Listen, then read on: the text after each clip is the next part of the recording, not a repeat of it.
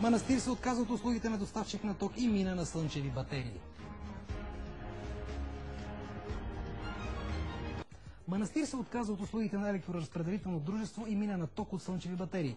Дръзката постъпка е на монасите от Гигинската света обител край град Брезник. Репортаж на Милен Кирилов и операторът Данко Петков. Преди година обслужващото Западна България електроразпределително дружество отказва да прокара жици до Гигинския манастир.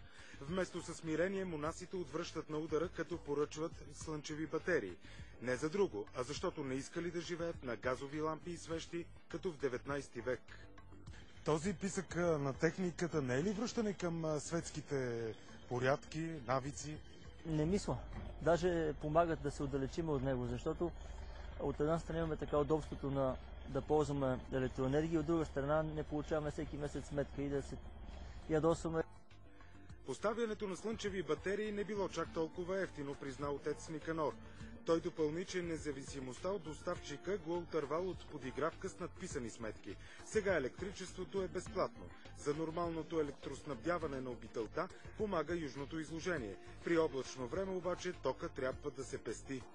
Въпреки че тя се води соларна, слънчева системата, тя може да произвежда ток и когато няма слънце, само от дневната светлина.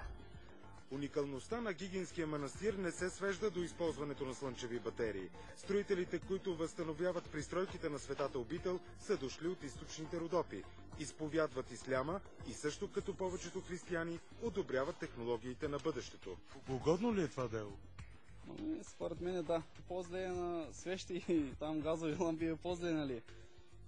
Така е по-добре, по-чиста енергия. Чувствате ли се по-близо до Бог или чувствате ли Бог по-близо до себе си благодарение на тези слънчеви батерии?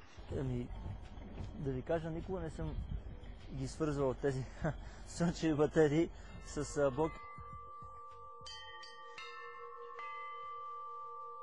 Много поучителна история.